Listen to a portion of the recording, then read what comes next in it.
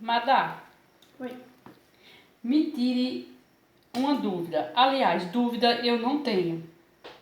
Mas eu quero uma confirmação da sua parte. Essa ideia que a pessoa como crente fiel em Cristo não sofre os danos que uma pessoa não crente não sofre. E no meu entender, enquanto estivermos nesse mundo, sofremos sim. A enfermidade que vem para o ímpio vem para mim. Se o acidente que acontece com a pessoa não crente também pode acontecer comigo. Porque no meu entender acontece sim. A diferença está. O que eu quero te dizer é que a diferença está no meu ser com Deus e no ser daquela pessoa com Deus. De que maneira ela serve a Deus. Dá para você falar alguma coisa e me explicar alguma coisa? E se eu estou certa a pensar desse jeito? Não, mas na verdade, às vezes a gente, com o tempo de crente, às vezes a gente acha que é um sentimento da gente, que é a gente que acha isso ou é aquilo. Mas isso é porque meio que a Bíblia já fixou na gente. Esse seu pensamento, a gente pode encontrar ele aqui em Eclesiastes. E as pessoas estão falando muito nisso ultimamente. Elas estão falando em Eclesiastes 3, quando elas falam de há um tempo para tudo e tudo mais. Só que nesse mesmo livro, certo? É só seguir a sequência, chega no capítulo 9, veja, capítulo 9, aqui ó, de Eclesiastes, está escrito assim: refleti nisso tudo e cheguei à conclusão de que os justos e os sábios e aquilo que eles fazem está nas mãos de Deus. O que o espera, seja amor ou ódio, ninguém sabe. Todos partilham um destino comum, o justo e o ímpio, o bom e o mau, o puro e o impuro, o que oferece sacrifícios e o que não oferece. O que acontece com o homem bom, acontece com o pecador. O que acontece com quem faz juramentos, acontece com quem teme fazê-los. E aí ele vai chegar nessa conclusão. Quando o escritor desse livro está falando logo no início sobre questões muito sábias, e é bom a gente pontuar isso, este escritor, que é Salomão, ele escreveu outros livros também. Ele escreveu livros de provérbios, vários provérbios que estão lá no livro, escreveu os Cânticos de Salomão, escreveu os Salmos, trouxe muito conhecimento. E cada um desse conhecimento, ele trouxe uma época da sua vida. Quando ele era mais moço, ele trazia os pensamentos que ele considerava naquele momento de forma útil.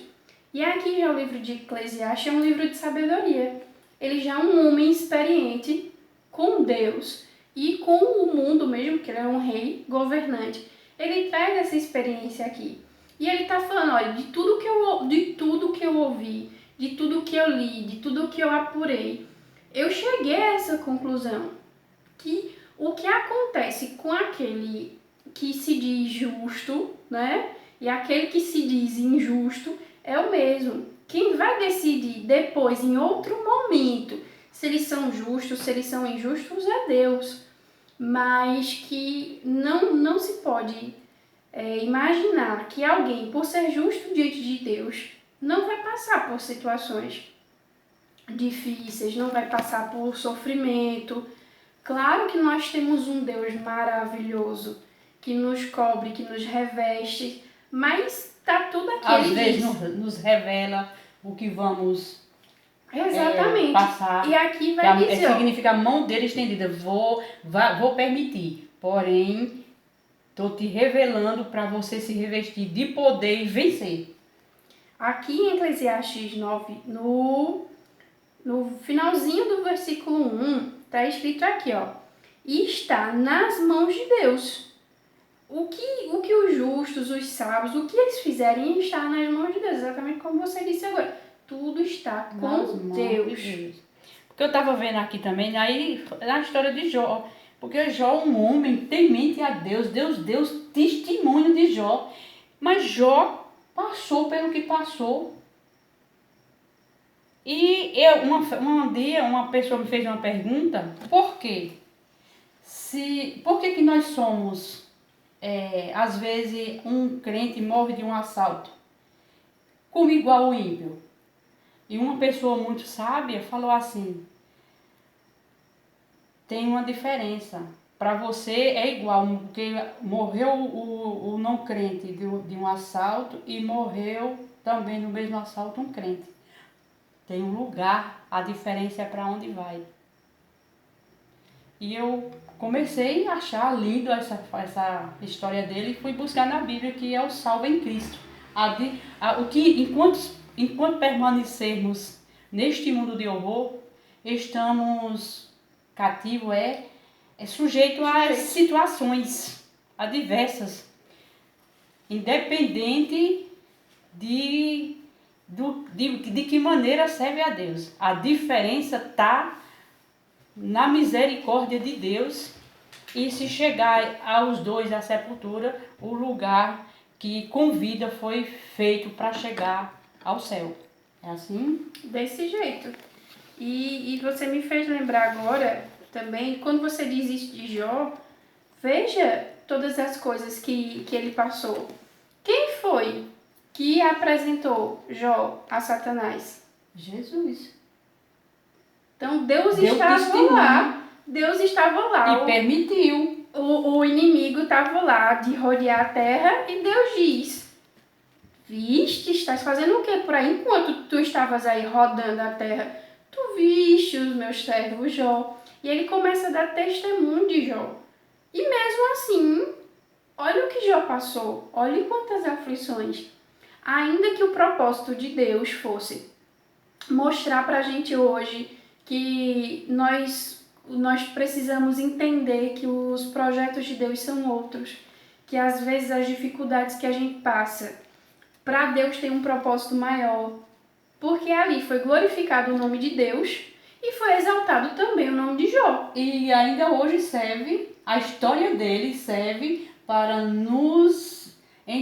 engrandecer o nome de Deus e fazer com que a gente fique firme nas promessas de Jesus. E que promessas. E que promessas, como também tem a história de Davi, né? Sim. Uma história de um homem escolhido por Deus, e foi permitido também aquela perseguição toda, que você sabe da história. Não, a história de Davi é linda. E ele não era um santo homem de Deus. Mas o que eu cheguei a querer te perguntar é porque infelizmente, eu acho que eu posso falar assim, eu tenho certeza, tem pessoas que estão até falando, querem dizer que estão profetizando, então é profecia, que Deus não mandou, que Deus não quer isso para os seus justos, é porque os justos estão se encaixando a sofrer. Que é como que é o justo, que justos são esses? Que estão se doendo ao sofrimento quando Deus mandou para ali e parece que é você que está procurando a enfermidade. Quando eu creio que Deus mandou, ele falou aos profetas dele verdadeiramente que ele estava irado com a terra. E que está também nas Escrituras, que é o cumprimento da palavra de Deus. Então, enquanto eu e você, nós estivermos aqui, nós estamos sujeitos a todas essas situações. Só cabe a nós permanecer firme no Senhor, com convicção, que com vírus ou sem vírus, com tantas outras enfermidades e tantas outras situações, se permanecermos firmes no Senhor, temos um lugar escolhido no céu para cada um de nós. E quem tiver dúvida, também procure ver quem é Jesus, para ter essa convicção também. Porque nós temos uma convicção de que se permanecermos firmes no Senhor, haja o que houver, pode haver escassez de como é que eu falo? Escassez financeira, de mantimentos, haver até um contratempo na família. Mas se pela misericórdia de Deus permanecer firme com Ele e pedimos perdão de toda a situação e a misericórdia dele, Ele chega com salvação e o lugar que está prometido é verdadeiro. Porque Ele não é homem para que minta, nem filho do homem para que se arrependa do que nos prometeu. Amém? Você? Amém. Amém. Só para firmar isso que você disse, a gente vai continuar estudando a palavra, mas só para confirmar aquilo que você disse, porque que hoje há tantas pessoas que aparecem e dizem até em nome de Deus e parece profecia. Infelizmente, Aqui usando o nome de Jesus. Aqui em Mateus 24, tem outras passagens, tem Marcos, tem Lucas, mas aqui em Mateus 24, Jesus, numa dessas situações, está dizendo assim, sobre os sinais dos fins dos tempos.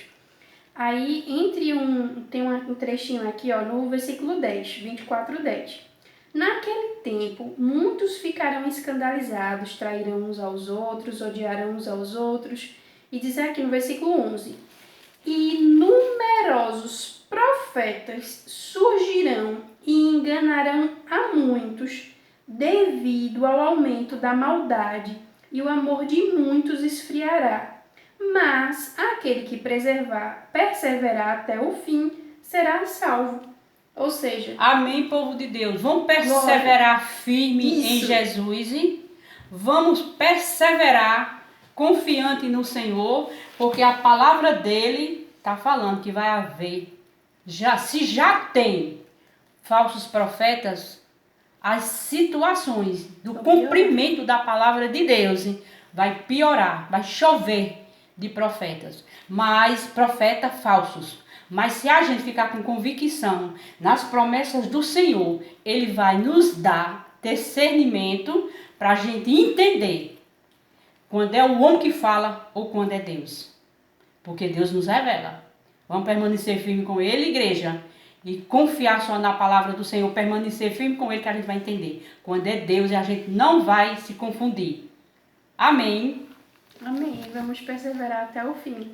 Glória a Jesus. Pronto, vamos continuar. O que é que você tem mais aí? Veja.